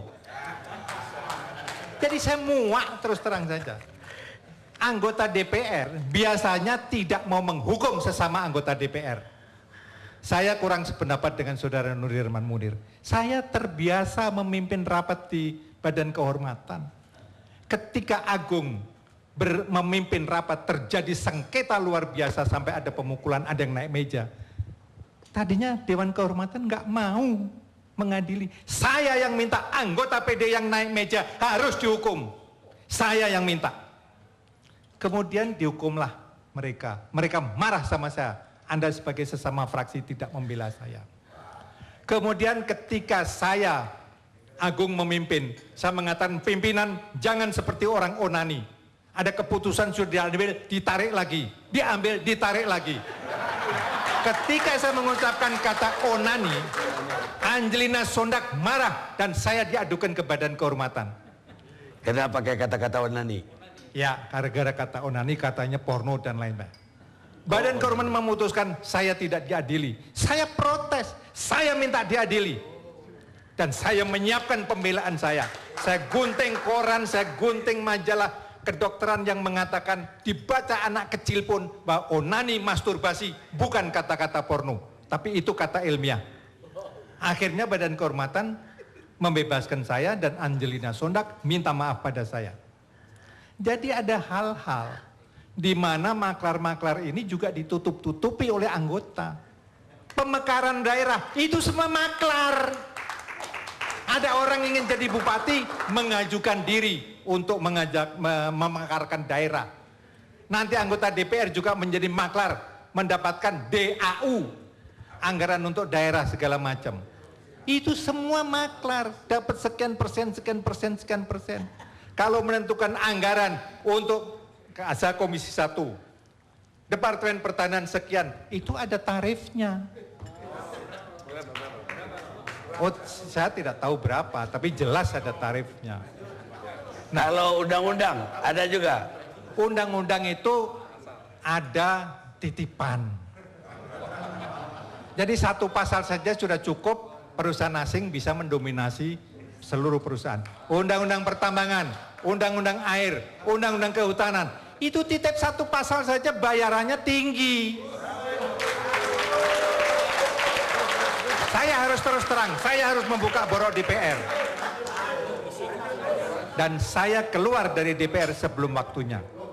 Karena saya disidang anak-anak saya. Bapak tidak boleh lagi menjadi anggota DPR. Anak-anak menjadi malu diejek oleh teman-teman. Saya katakan, saya tidak perlu menunggu pemilihan umum, saya akan keluar hari ini. Dan saya ajukan permintaan keluar dari DPR hari ini juga. Rugi banget Gerindra beliau keluar. Keluarnya dari mana? Oh, dari DPR. Keluar dari PDI juga dan kemudian saya masuk Gerindra. Oh, masuk Gerindra. Jadi maklar ini kesimpulannya Pak Permadi dari zaman dulu memang sudah rame di. Sudah rame tapi sekarang lebih rame lagi. Sekarang lebih rame lagi. Dan lihat aja lah yang sudah diadili itu. Ada siapa? Kalau langsung sebut nama, Pak. Sebut nama saja. Gitu. Nggak apa-apa. Supaya masyarakat juga bisa melihat di DPR itu siapa yang bekerja, siapa yang enggak. Gitu. Oke, yang sudah saya sebut nama yang sudah diadili saja. Nasution. Kemudian siapa lagi yang soal hutan di mana gitu. Itu semua kan maklar. Maklar kasus itu. Ya, saya tidak etis lah untuk menyebut nama-nama. Tadi yang saya... Udah, masih ada yang Bapak mau sampaikan? Terserah pertanyaan. Enggak, kalau masih ada yang disampaikan saya tampung. Khusus untuk Pak Permadi. Kalau yang lain udah di-cut. Ya, oke. Kalau mengenai soal maklar ini, ada anggota yang terlalu berani. Saya anggota Komisi 1.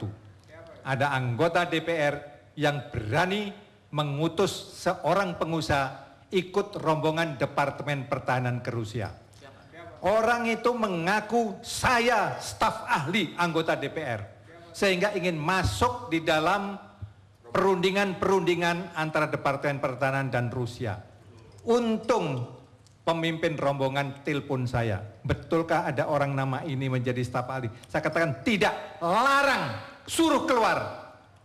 Akhirnya yang mempunyai sekretaris itu minta maaf pada saya. Sekalipun yang lain memaki-maki saya. Saya tidak mau menyebut. Tapi pertanyaan lain Pak. Apa benar masing-masing partai punya orang untuk mengumpulkan dana lewat anggaran? Pasti seorang anggota panitia anggaran harus setor ke partai. Karena itu saya 3 kali ditunjuk menjadi anggota panitia anggaran. Saya selalu menolak. karena saya tidak mau setor partai dan saya tidak mau menerima apapun amplop. Baik pemirsa, kita percaya apa yang dikatakan Pak Permadi. Kita istirahat sejenak.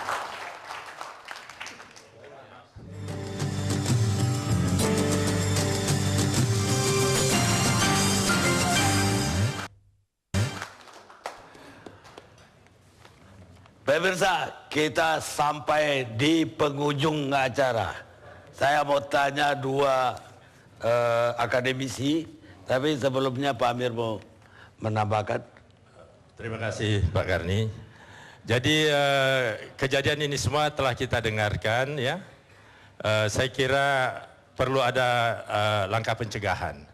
Oleh karena itu saya ingin pesankan kepada seluruh aparat hukum di seluruh Indonesia, apakah di kepolisian, kejaksaan, ataupun KPK, jangan pernah melayani manakala kader, khususnya kader Partai Demokrat, ya, menakut-nakuti, mengancam, dan sebagainya, tindak dengan tegas.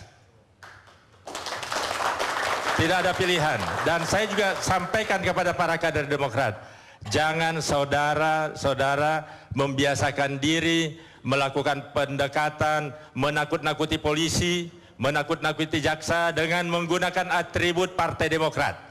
Apa Pak Amir mensinyalir ada anggota-anggota Ya, atau... ini kita lihat semua cerita ini tentu tidak terlepas daripada keadaan itu.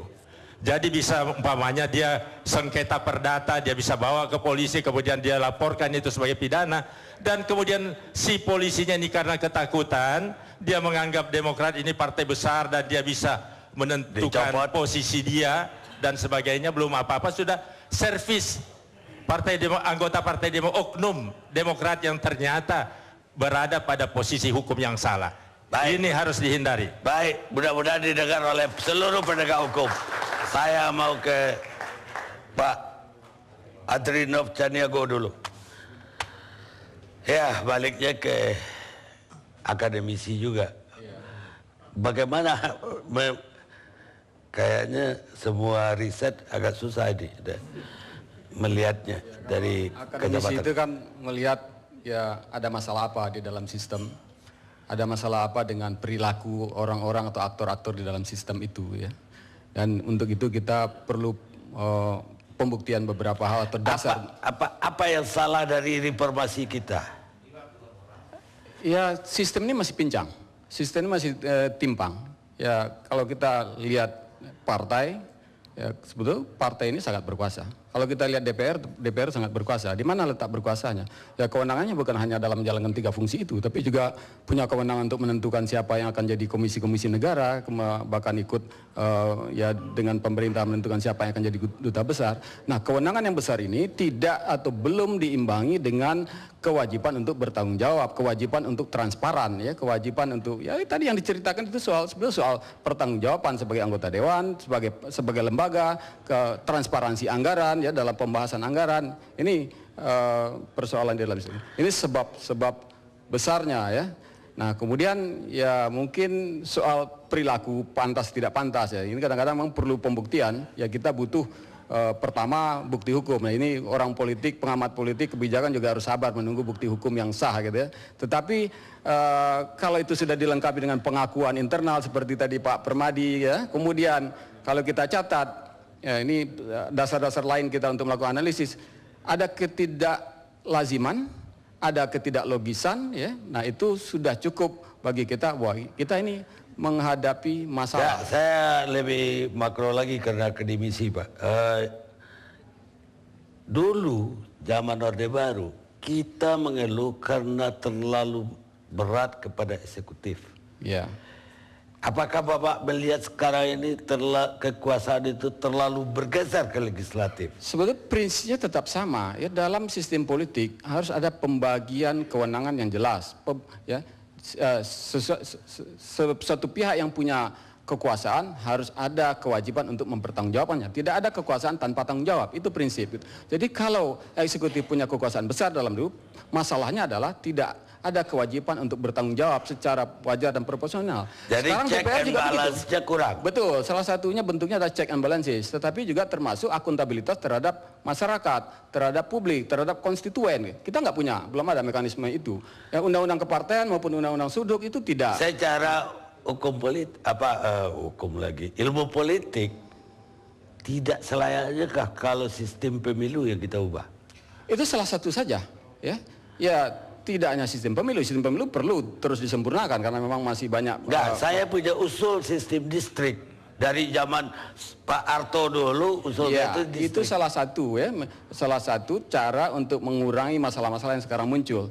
Ya, sistem pemilu bisa disempurnakan lagi supaya memperkuat atau keharusan untuk akuntabilitasnya itu gitu. Tetapi juga banyak, sistem kepartean juga harus diubah. Sayangnya undang-undang kepartean yang sudah disahkan tidak banyak perubahan untuk memberikan ruang bagi masyarakat untuk memberikan akses kontrol gitu. Nah, ini. Baik, Pak Adrianov, terima kasih dari politik, sekarang dari hukum. Ini sengaja kita terbangkan dari Medan sana, beliau dekan Fakultas Hukum Universitas Muhammadiyah, Sumut, Sumatera Utara. Hari ini bicara di Koran Kompas. Malah lebih dramatis bagi saya. Bagaimana Bapak melihatnya yang Bapak ucapkan ke Kompas? Ya, yang jelas dalam pemahaman publik pada saat ini parpol memang tersandra oleh korupsi. Baik. Dan parpol itulah bagian dari masalah bangsa ini. Oleh karena itu tragedi bangsa ini makin sempurna ketika perilaku koruptif itu ada di eksekutif, ada di yudikatif dan kemudian dilengkapi oleh legislatif. Bukankah kita dulu mengembangkan demokrasi melalui partai politik ini dan agar rakyat bisa berbicara? Iya, mestinya dalam pola idealnya memang seperti itu. Tapi kalau yang terlihat sekarang bahwa partai politik telah gagal melakukan artikulasi kepentingan konstituen, sehingga banyak kali kemudian kepentingan konstituen itu kemudian disalib oleh elit politik dan partai politik, sehingga kemudian kepentingan konstituen itu terabaikan oleh kepentingan partai. Dan terbukti bahwa dalam banyak kasus perilaku koruptif itu kemudian di backup habis, di backing habis oleh partai politik untuk kemudian bisa menyelamatkan kader-kader mereka yang bermain api dalam kaitan kasus korupsi. Saya bisa menerima argumen tadi itu, tapi yang ingin saya tanyakan, apakah reformasi udah gagal menurut Pak Wajidi? Mendekati kegagalan. Karena memang dari sisi eksekutif, legislatif, yudikatif, ada mafia hukum, ada mafia politik, ada mafia anggaran, dan semakin lama itu semakin jelas mengabaikan kepentingan yang dulu mengusung reformasi, sehingga sebenarnya kita detik-detik terakhir menuju kegagalan reformasi itu. Jadi apa saran Bapak sebagai akademisi sekarang ini? Masih bisa diperbaiki atau perlu reformasi baru lagi? Harusnya bisa diperbaiki dengan niatan bahwa DPR, legislatif, eksekutif, dan yudikatif itu kembali memahami tentang fungsi-fungsinya, bahwa mereka harusnya kembali ke jalan yang benar. Baik, Tommy Siotang tadi mau bicara apa? Sepedek aja. Baik, waktu kita Bang udah Karni. habis. Yang pertama saya harus bilang, saya takut juga di ruangan ini politisi saling membuka kebusukan masing-masing, pengacara membuka kasus kliennya sendiri. Saya ini advokat, ada pantangan advokat, jangan pernah membahas masalah klien di depan publik, apalagi bekas klien. Tutup mulut dan selesai kalau udah kita nggak dipakai. Tapi kalau ada yang mencurangin gimana? Ya saya nggak ngerti lah, pokoknya itu pantangan kode etik itu nggak boleh klien. Kalau ada yang mencurangi kita tapi kita dipecat. Nggak ada masalah, dipecat tidak dibayar honor sekalipun berdiam diri. Baik, Anda. Nggak, satu lagi, Bung Karni, saya juga harus sampaikan, saya ini kuasa hukumnya Muhammad Idris, Duta Geraha. Ya, jadi saya nggak mau orang memposisikan ada suara ICW dan sebagainya dan pengamat di sini seolah-olah yang terjadi suap menyuap. Saya mau kita minta berpikir jernih, sekalipun saya nggak akan terlalu dalam ke substansi. 3,2 itu kalau dikatakan suap, Suap kan kita ngerti definisinya, itu kan take and give, kasih duit dapat proyek. Ini uangnya juga nggak ada, ceknya mundur, saya juga bingung. Tapi saya nggak akan lebih dalam dari itu. Yang saya mau katakan begini, tolong jangan sembarangan kita ngomong suap menyuap dan sebagainya. Karena proyek itu sudah jalan, bahkan 40% sudah jalan, ketika klien kami baru terima duitnya 17%. Jadi kalau ada yang mengatakan tadi 25 miliar, 15%, dari mana uangnya? Tolong jangan asal ngejeblak gitu ya. Klien kami yang dirugikan dalam masalah ini, nggak ada suap menyuap di sini. Baik, tapi terima kasih. Baik, terima kasih. Malam ini Jakarta Lawyer Club sangat berbangga buat masyarakat. Ternyata anggota DPR membuka aib-aibnya yang terjadi di dalam DPR, begitu buruknya anggota DPR kita. Kemudian saya tertarik dengan lukisan itu, lukisan daripada pelukis ini.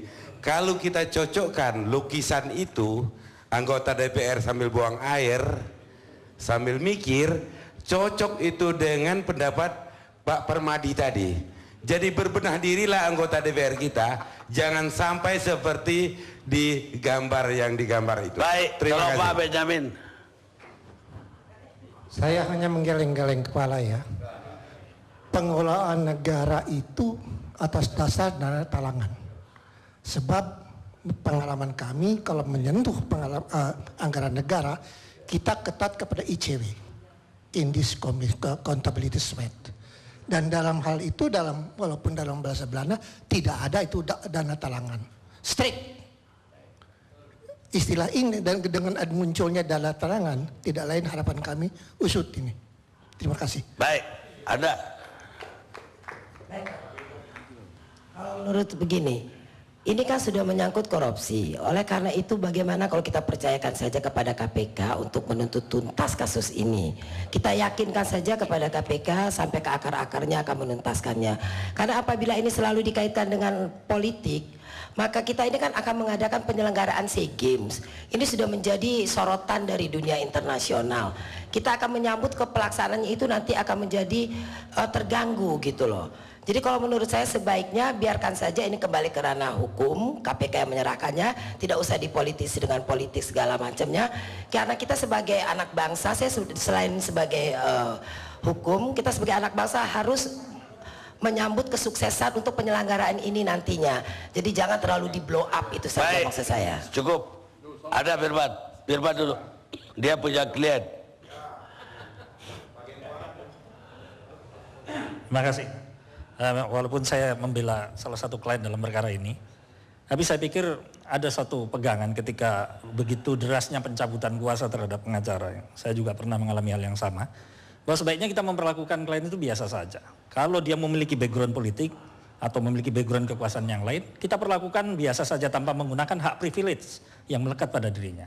Nah, itu pertama. Kemudian kedua, tadi pertanyaan Pak Karni terhadap, saya yakini pada kasus ini, hampir pada kasus lainnya ketika saya juga menangani kasus-kasus yang mengkaitkan terhadap kekuasaan politik di dalam, misalnya kasus travel check yang sedang berjalan, saya merasa apa yang disampaikan oleh Pak Dekan ada sesuatu hal, bahwa memang bandul kekuasaan kita, eksekutif heavy dan legislatif heavy memang belum selesai. Ketika dua-duanya menunjukkan powernya, maka kita tidak tahu lagi keadilan. Saya malah menganggap tadi legislatifnya yang kelewatan, ya. Yang sekarang kebanyakan. Jadi waktu saya udah habis. Ini Bung Karni, dalam kasus ini saya boleh masukannya buat KPK karena sudah jelas semuanya gini, tetapi kok KPK kurang greget di dalam memproses. Misalnya Andi Malarangin belum diperiksa dan lain sebagainya, padahal ada dana talangan kayak tadi, itu kan nggak benar. Harusnya KPK, jadi kita kritik KPK, apalagi tadi ngomongnya tidak proporsional di dalam konteks penjelasan ini. Siapa yang nggak proporsional? Ya tadi si Chandra kan sudah jelas, nanya aja lupa pertanyaannya. Ya. Itu aja udah. Nah itu satu, jadi KPK kita tekankan mesti greget dan signifikan, apalagi udah pernyataan Bung Amir tadi udah luar biasa bagus. Yang kedua buat DPR, saya Adinda saya ini Ayani ini dulu jadi aktivis serba tahu, tapi pas jadi DPR malah nggak tahu, saya bingung juga ini.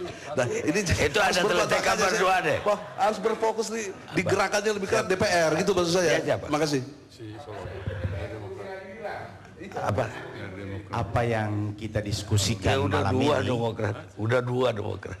apa yang kita diskusikan malam ini kalau bicara dari segi hukum pembuktian, sebetulnya semua tidak mempunyai nilai apa-apa karena diterangkan di luar sidang. Tidak mempunyai nilai pembuktian. Memang kita tidak mau membuktikan apa-apa. Yang kita mau katakan demokrasi berhasil atau enggak. Kita akan meriksa perkara apa? Kita hanya menilai, mengevaluasi reformasi kita sukses enggak. Baik.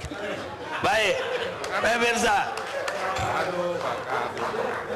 Saya akan menutup acara ini, tapi dengan mengulang penutupan saya satu ketika.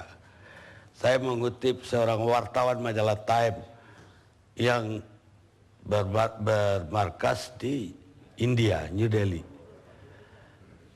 Dalam sebuah buku dia menulis, buku White Tiger, yang menjelaskan suasana masih kita ini. Semuanya korup merajalela.